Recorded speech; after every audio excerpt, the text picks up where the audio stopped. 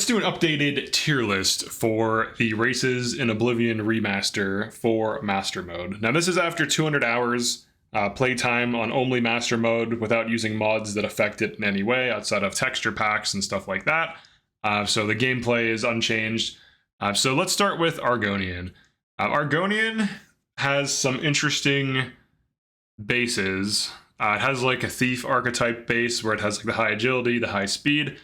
Largely though, it has kind of weird boosted skills. So athletics 15 is nice, but security 15, so it gets plus 15 security. It doesn't really matter.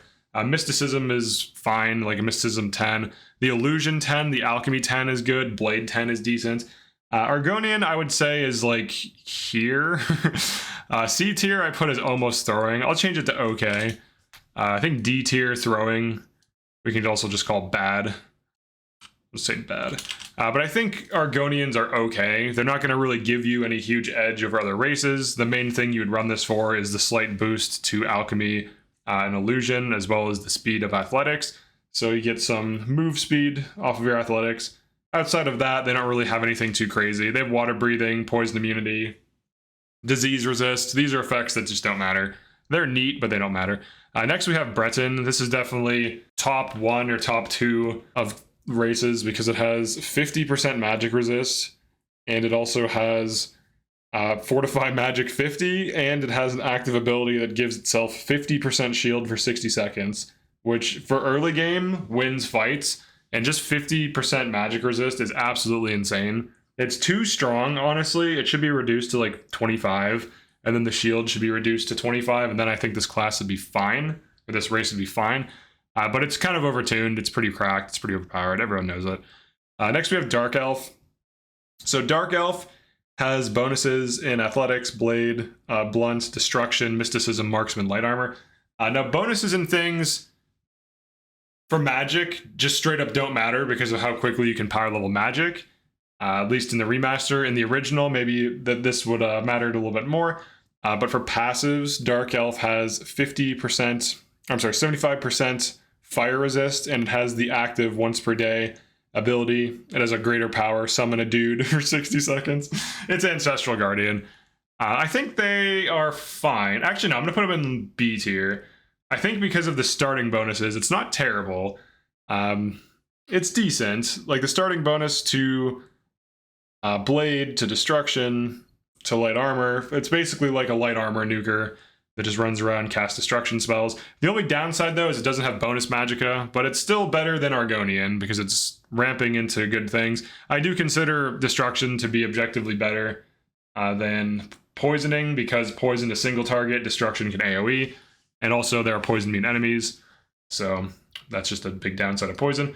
High Elf, I think, is high, or like S tier as well. I think it's a little bit worse than Breton overall, but if you just want huge magic pool and you want to spam spells, you can easily defend yourself. Like, even if you're on Apprentice, you can get 100% spell absorb, 100% spell reflect if you want to break the game and be unhittable. But having higher base magic is nice for early to middle game relative to Breton. So if you want to be like a pure mage, whereas Breton kind of wants to flex into other things, Breton can still be a pure mage, but the High Elf has 50 more additional starting points, and if you run a High Elf on Mage, you're at 100, plus 150 starting, and then if you run Apprentice, you're at plus 200 magicka relative to other races, which is pretty crazy.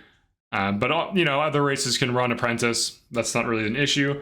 But the 100 extra magicka is huge. The weakness to elements 25 is pretty negligible. If a spell is going to kill you in Master Mode, 25% usually isn't going to be the thing that pushes it over the edge. In some cases it can be. But there's ways around it that are pretty easy to manage. You can also just use like invisibility after a spell to just be unhittable or untargetable for the most part. But there's several ways around it. Just positioning, movement, summoning things, invisibility, chameleon, magic resist, mundane rings. There's so many ways to bypass the downside that I don't really consider to be a downside. I think it's S tier. Next we have Imperial. Imperial I think is like the worst. It has nothing good. So it has high personality, which is not really the best. It's boosted skills, 10 blade, 10 blunts, 10 hand-to-hand, 15 heavy armor. Those are decent. The 15 heavy armor is decent. 15 Mercantile, 15 Speechcraft though.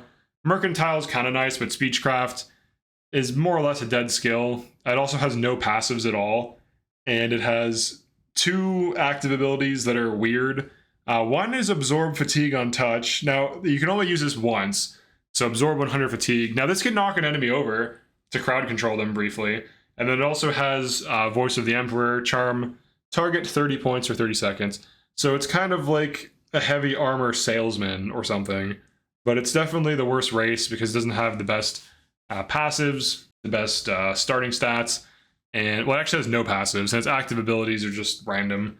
Star of the West is fine, but Voice of the Emperor, like a basic charm spell, does more than that. So if the effects were better, maybe, but they're just not. Next we have Khajiit. I feel like Khajiit is also just okay. It's another race that's just decent. You have boosted skills in athletics, blade, hand-to-hand, acrobatics, light armor, security, sneak.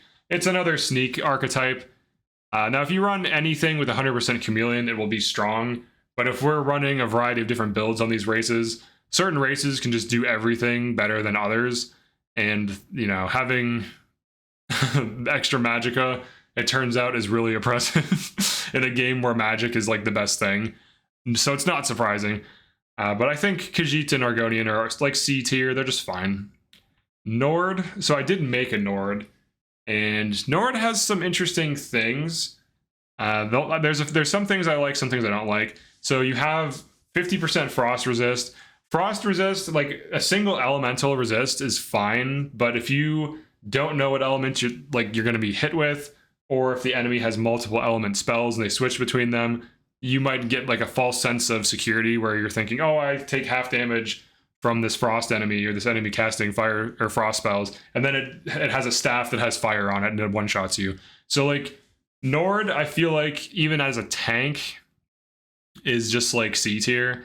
Originally, I think I put them in A tier because I like their starting bonuses.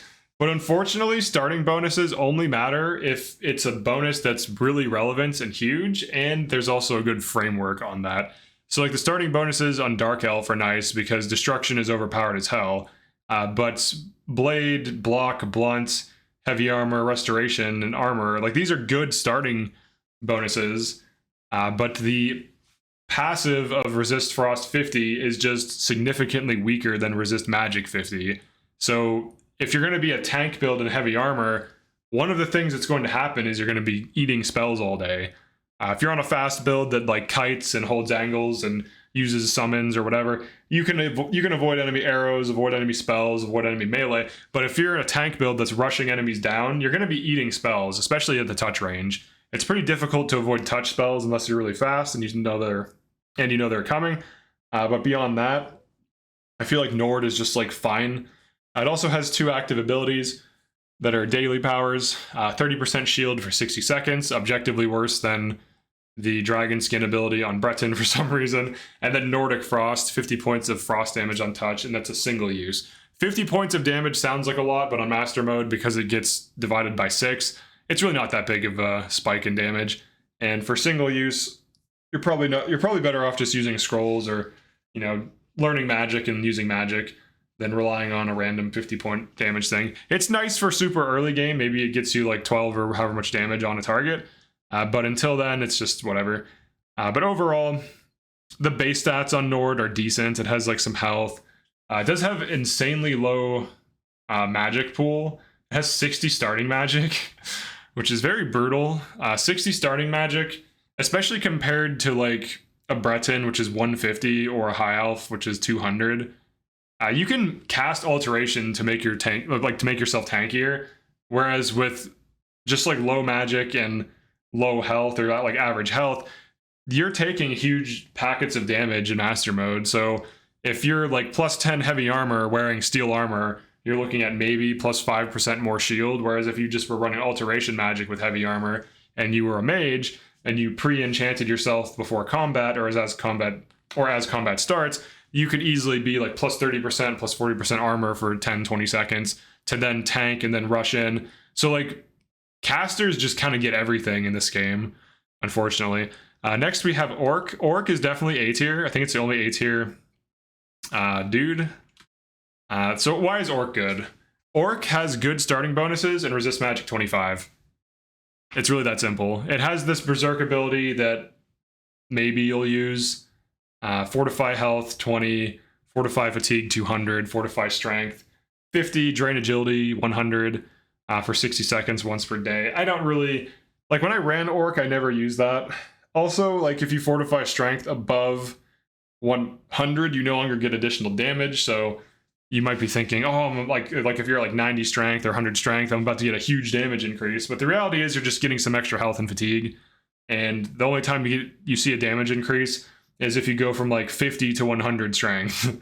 Then you'll see like a few points of damage.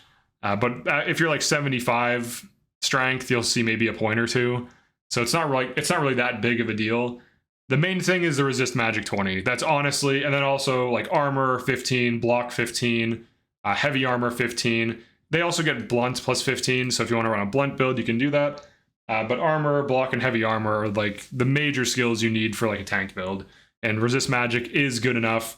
Like resist magic 25 is good enough to justify running this over other classes for sure, other races. Next we have Redguard. So Redguard is very similar to Orc in a lot of ways, but they have bad passives.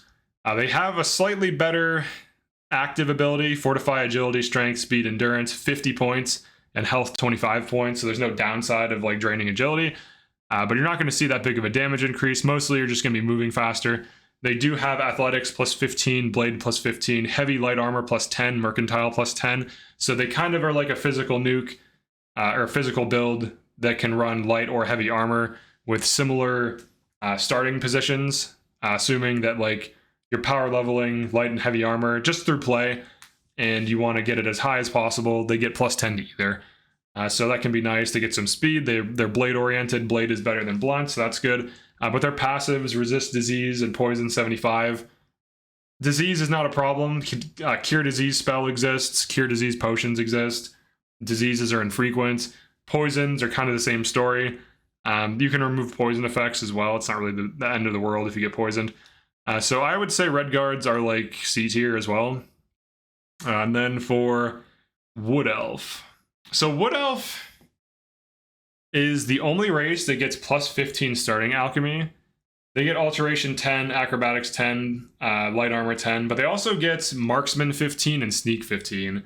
So they're basically a natural poison stealth archer relative to the other races. And they also have high agility. I think I'll put these in low A tier this time. I think I put them in S tier last time. That was really more of poison being good. But because they have such a bonus in alchemy relative to the other races, so like of the other races that want to be stealth builds that use agility and speed, you're looking at Khajiit and Argonian. Argonian has alchemy plus 10, so it's a little bit competitive, but it does not have marksman 15 and does not have sneak at all. So Argonian just straight up doesn't have sneak. So if you're trying to make a stealth archer that uses poison, this is the thing for that. And then compared to Khajiit, Khajiit has athletics, blade, hand-to-hand, acrobatics, light armor, security, and sneak bonuses. No bonus to, so it doesn't have, it has sneak plus 10 instead of plus 15. It doesn't have marksman plus 15. It doesn't have any alchemy bonus at all. So Wood Elf, even though it doesn't have, like, it just has resist disease 75 and command creature level 5 for 60 seconds once per day, even though it doesn't have like big passives, just because it has a huge boon in the 3 critical skills in stealth archer, I would say it's still A tier. If you do dagger switch, like being plus 15 sneak and then tagging it in your build and then going with like stealth focus, you're gonna power level sneak, marksman, and alchemy is easy to power level anyways. But getting, you know, plus 15 to the critical skills of a build that's arguably in the metagame justifies putting in A tier. Because other things, like, they just don't have like an obvious thing, like running armor, block, heavy armor, for example, on, like, you know, several of the classes. Like Nord has that, Orc has that, Redguard has it minus the armor, and the block actually just has blade, heavy armor, light armor. Running these things, like heavy armor is not going to beat the game for you. It's just going to make you take less damage. Running poison will beat the game for you because it's really strong. running Stealth Archer, especially with Chameleon, is broken, or any kind of build is broken. Like, you know, invisibility plus Stealth Archer, you can shoot, go invis, get distance, keep shooting, keep doing stealth attacks. The other thing too is after you've shot an enemy, don't assume they're done in stealth. Like, don't assume they found you if it's far away. They will automatically walk towards you no matter what. And very often you can get multiple stealth attacks in even without Chameleon. And you can do dagger switch to get 8 times. If you stack poison with that, you have in and out of combat spike between poison and dagger switch sneak attacks. And it's pretty good. It's actually very strong. It doesn't take much to get going. You can run the alchemy for, you know, when you're discovered or overall. But here's where I think the races are at right now. I think a lot of them are okay. 1 is bad. 2 are very strong, like almost overpowered. 2 are off meta, like strong. 1 is decent. We'll just say B. We'll just say good for that. So good, okay. So at least half of the races are arguably in the master mode metagame, and then the other half, you can still beat master mode with these. Like there's a lot of broken things, overpowered mechanics you can use. If you just make a custom enchanted dagger that has like 5 points of frost, 100% weakness to frost 1 second, 100% weakness to magic 1 second, and then soul trap 1 second, you will be surprised at how good that is. With radial canceling, any build, any units, any like race can run that, so that's not really an issue. But these things, like if you're doing like a challenge run, if you want to get a build online quickly, if you want to be efficient, if you want to be popping off as fast as humanly possible with, you know, as few downsides as possible, these are the races that will get you far, and then these are the races that will be okay or a little bit suboptimal and will not help you as much, but you can still easily beat master mode with them. But they just are worse objectively. Like 50% magic resist and plus 50 magic are 2 insanely powerful effects that you just cannot ignore, because, you know, taking half damage from magic in a game mode where you take so much damage is pretty valuable. All right, so that is it for this one. Definitely like and subscribe if you found this useful or interesting, and I'll see you in the next one. Peace.